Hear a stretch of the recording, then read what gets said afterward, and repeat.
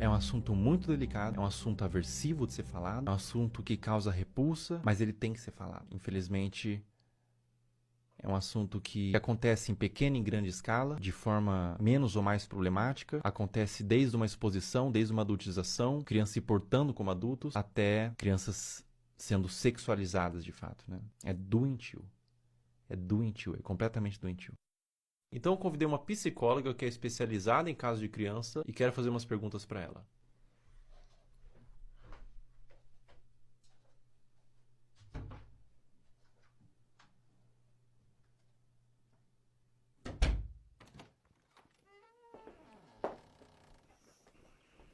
Olá, Olá, tudo bom? tudo bem? Como a exposição nas redes sociais desde a infância pode afetar o desenvolvimento dessa criança?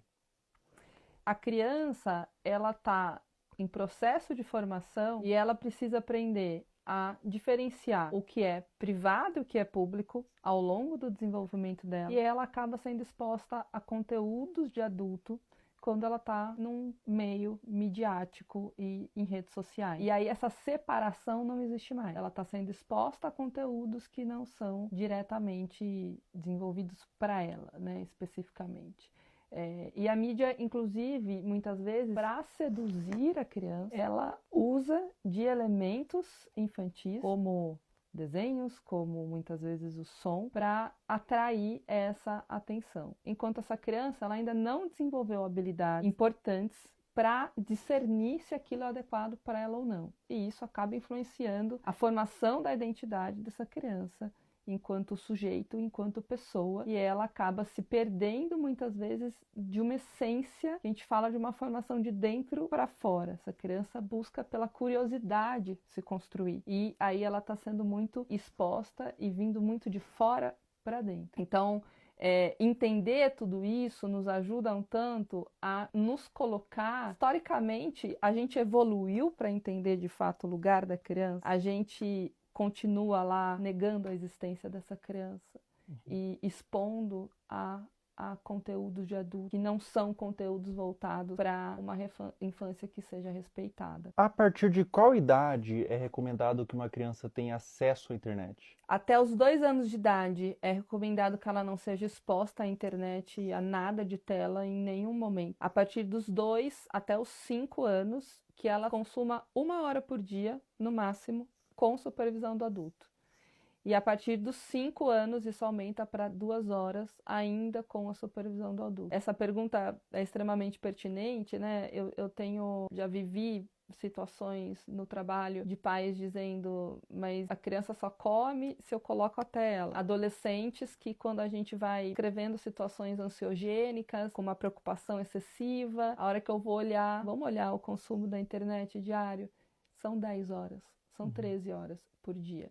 Então, isso é uma exposição extremamente que não cuida da saúde deles. Eu tenho alguns vídeos aqui para te mostrar. Nesse vídeo que eu vou te mostrar especificamente, ela tem os seus 15, 16 anos. Ela chama Camilinha. Quem produz o conteúdo é o Ítalo Santos. Acreditando nisso, é isso que eu tô vendo? Né? A Camilinha, ela tem 16 anos, 15 anos nesses vídeos. Ela começou muito jovem, com 11 anos, então ela se desenvolveu naquele ambiente. Vê esse outro vídeo, por exemplo. Camila. Ei! Inclusive, ele faz shows onde ele apresenta a Camilinha. Nesse frame, ela tinha 15 anos.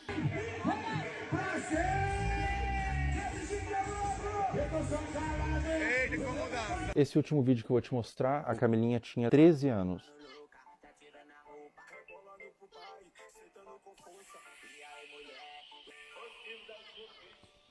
Vamos lá, acho que tem muita coisa aí, né?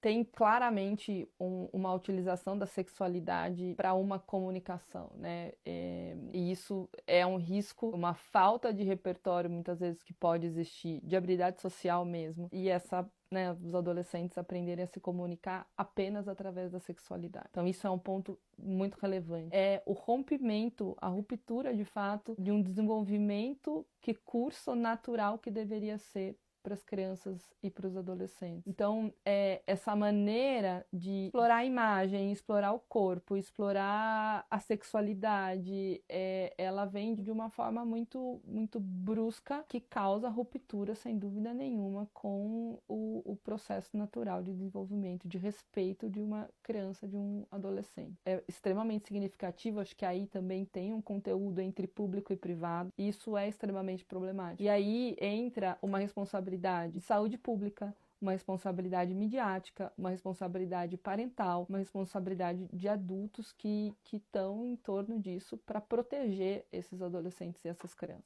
Eles não têm um discernimento claro e muitas vezes, talvez você perguntar para a própria adolescente que está sendo exposta o que ela acha disso e ela não está formada, ela vai falar, isso é legal, eu gosto, tá tudo certo isso para mim, né, para minha vida. E pode desenvolver até transtorno psiquiátrico na vida adulta. Isso é possível, né, e se comunicar através desse lugar da sexualidade. E aí você pode ter um lugar, você encontrar nessas relações apenas esse lugar sexualizado e com um valor muito, muito frágil.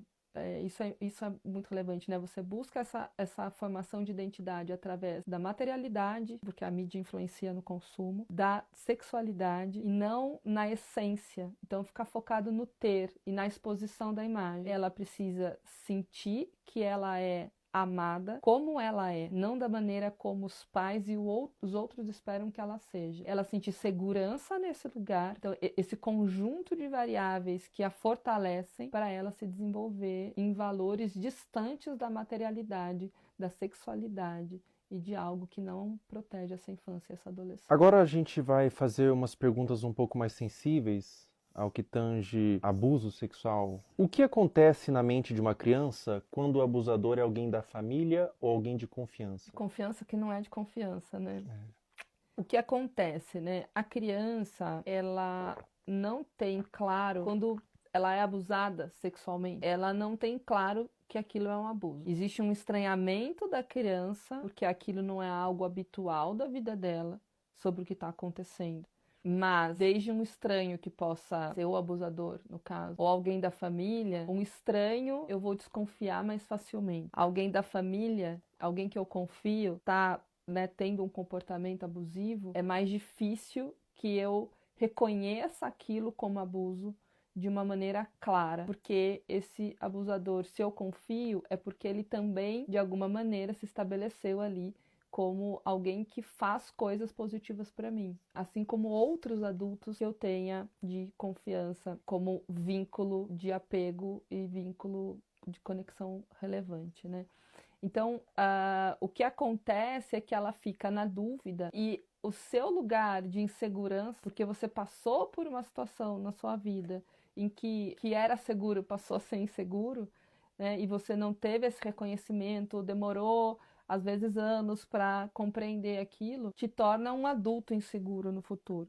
Então, a criança, ela vai ficar muito confusa, especialmente quando existe, né, dependendo da frequência com que esse abusador abusa, e às vezes ele também faz coisas positivas para essa criança. Alguém da família, por exemplo, pode abusar, mas pode fazer um prato de comida gostoso, mas pode levar para tomar um sorvete, mas pode ler uma história antes de dormir, pode fazer outras coisas que são prazerosas e relevantes para o desenvolvimento da criança. Não só emitir ali, né, ser uma pessoa que se comporta de uma maneira abusiva o tempo inteiro com essa criança. E isso traz uma dúvida para reconhecer. E quando a gente tem dificuldade de reconhecer algo, a gente tem dificuldade de nomear. E quando a gente não nomeia, a gente fica perdido sobre o que aquilo é de fato, né? Então, é muito confuso para a criança porque ela deixa de estabelecer uma relação de apego extremamente saudável.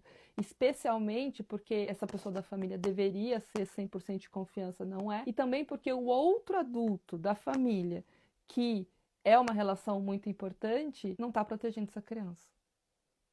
E deveria. Todos deveriam. A gente está criando pais muito permissivos. Sim.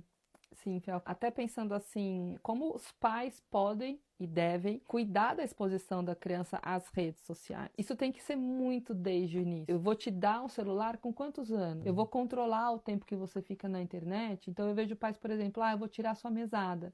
Mas tira. E a criança continua dormindo com o celular e fica até 2 horas da manhã, o adolescente, no celular. Os pais nem sabem disso. Essa supervisão parental, ela é extremamente necessária, porque depois remediar é muito mais difícil do que trabalhar na prevenção. Cuidar nesse guia, então assim, não, você não está invadindo a privacidade do seu filho. Você está permitindo que ele tenha uma rede social com uma X idade, se você puder acessar também. Essa é a forma que é possível ter a rede social. E aí você larga lá teu filho no quarto com o celular, é a mesma coisa que você largar no meio da Praça da Sé, que tem tudo, está sendo exposto a tudo. Não está seguro. Mas o que você diria para pais que têm medo de restringir? De cara, eu diria que pode ser tarde demais. Depois. Agora você tem só isso aqui. Mas daqui a pouco seu filho pode estar sendo abusado, daqui a pouco pode ter um pedófilo conversando ali com teu filho e ele não sabe disso. Ele não sabe o que é, ele não sabe discernir, ele precisa de você. Eu acho que é uma mensagem mais assustadora e ao mesmo tempo real. Eu já tive paciente que começou a se cortar porque viu o conteúdo no TikTok. É tarde, né? É isso. Eu tive essa exposição, eu aprendi isso na internet. Uma criança dessa forma que você falou, que criou sua identidade através da mídia, que adulto que ela vira? É uma excelente pergunta. Ela vira um adulto com certeza com um selfie muito frágil e falso. Ela não tem uma identidade de eu verdadeira, de quem ela é. E até pensando em pertencimento, o pertencimento dessa criança, ela vai buscar ter para pertencer. Ela vai buscar se expor para... E aí falta várias habilidades de construção. Ela foi formada 100% por fora, foi de fora para dentro. Ela não tem um guia protetor, pensar num guarda, assim, protetor, que vai proteger ela. Não, ela está 100% de fora para dentro. E criança pede limite. Não dá pra gente pensar que a criança vai, enquanto ela puder se expor, no sentido, não, eu vou querer a internet o máximo de tempo. Tem paciente que tem consciência que está 10, 12, 13 horas na internet, mas eu não consigo. Sozinho eu não consigo. Então, que forma que a gente vai buscar isso? Então, não tenha dúvida nenhuma que será um adulto extremamente fragilizado, sem habilidades de se relacionar, buscando se conectar com o outro através de materialidade, da sexualidade e não de uma consciência estruturada de self, de eu, de como eu me conheço, bem desenvolvida e construída. Sobre abuso sexual, existe um tempo certo para buscar terapia? Mesmo que o abuso tenha acontecido há muitos anos atrás, você nunca se abriu, você nunca falou para ninguém sobre, e você deixou no seu coração, deixou interiorizado. Existe um tempo certo? Ou mesmo depois de anos é interessante você buscar uma terapia, buscar um autocuidado através da psicoterapia? Mesmo depois de anos, a qualquer momento. Eu tive contato com adultos, exatamente, né? Tanto com criança, mas também com adultos que nunca falaram, e sempre vem um lugar assim, a mãe sabia que o tio fazia, e aí a mãe não falava. Então tem uma coisa meio secreta num lugar familiar, de ter dificuldade de falar sobre, e aí vem sentimentos de vergonha, de culpa, dentre outros, e uma coisa muito mais se fechar do que se abrir para falar sobre isso de uma maneira natural. Porque a aprendizagem foi de que isso não deveria ser falado, porque a família escolher um lugar de guardar um segredo, de não expor isso, de não cuidar disso, de não reconhecer que aquilo não deveria ter acontecido. E às vezes até por uma dificuldade de eu deveria ter protegido, eu não consegui, então eu não consigo nem falar sobre isso. É complexo, mas a qualquer momento, sem dúvida nenhuma, uma criança que descobre que acontece, quanto antes ela iniciar uma psicoterapia, a chance dela ser um adulto saudável e que compreendeu esse processo e tudo mais, maior é. Então, não tem um tempo certo, quanto antes melhor, mas nunca vai ser tarde para buscar ajuda. É muito comum quando a criança ou a pessoa mesmo é abusada, ela sente culpa. O que você diria para uma criança ou para um adolescente ou para um adulto mesmo que foi abusado na infância, que sente vergonha, às vezes nunca falou para ninguém, ou às vezes falou e foi desacreditado? Qual recado ou qual conselho você daria para esse indivíduo? Eu acho que são dois movimentos, assim, né? É uma coisa de uma conexão, assim, de olho no olho. Tô aqui com você. A culpa não é tua. Não é sua culpa isso ter acontecido. Estar com. Quando a gente fala em estar com, e às vezes o início de um processo é esse, assim, eu te abraço, acolhimento, coisa de colo, para essa pessoa conseguir começar a se abrir e quando a gente fala abrir, é abrir para um processo de compreensão, de falar sobre aquilo, porque a aceitação, ela não é uma conformidade. A aceitação é abrir espaço para um processo de compreensão. E para isso é preciso falar. Para isso é preciso nomear, falar, reviver, que é muito difícil. Então, eu diria, a culpa não é sua, eu tô aqui com você e a gente vai cuidar disso. Perfeito. Muito obrigado, doutora. Obrigada. Obrigado Eu por ter agradeço. vindo. Muito bom. Obrigada.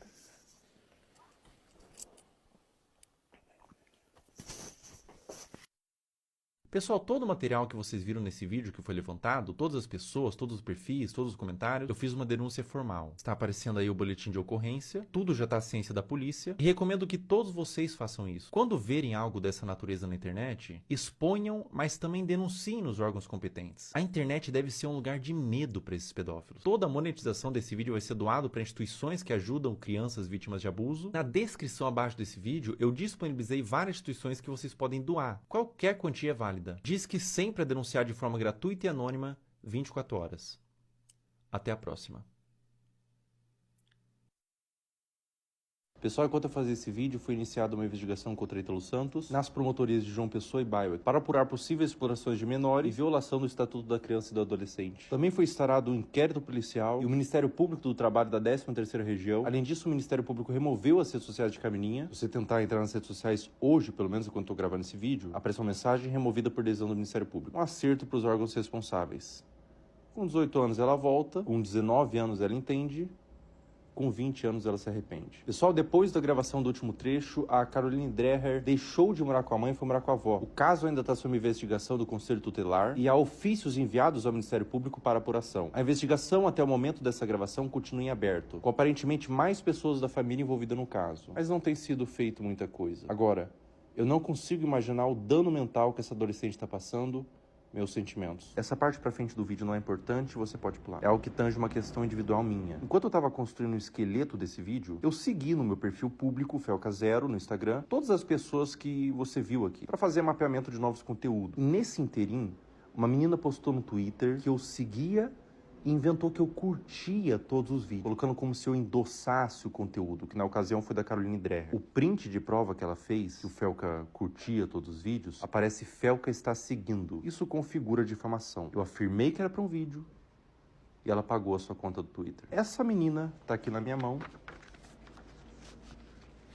Ela foi processada e o Twitter já quebrou o sigilo. O perfil do Twitter virou nome e CPF, nesse caso uma menor de idade. Mais de 200 pessoas foram processadas por acusação de mesmo teor. E é a primeira vez que eu processo acusação contra minha pessoa na internet. A motivação foram duas. O primeiro é que eu me envolvo de forma emocional com o tema. Eu conheço pessoalmente pessoas que foram vítimas de abuso sexual e eu tenho completo asco por esse crime. Na minha concepção, é um dos crimes mais hediondos que existem. E a segunda motivação é que a única pessoa que ganha quando a palavra pedofilia é vulgarizada é o próprio pedófilo. Afinal, se todas as ovelhas são como lobos, os verdadeiros lobos se infiltram no rebanho. Todo o valor que eu ganhar dos processos vão ser doados para instituições de caridade, eu não quero ganhar dinheiro com isso. E se você que está assistindo esse vídeo foi um dos processados, você tem a opção de doar R$250 para uma das instituições aqui embaixo e enviar no e-mail do final da descrição o comprovante. Com pedir desculpas na rede social que você acusou, que eu vou remover o processo. Em breve,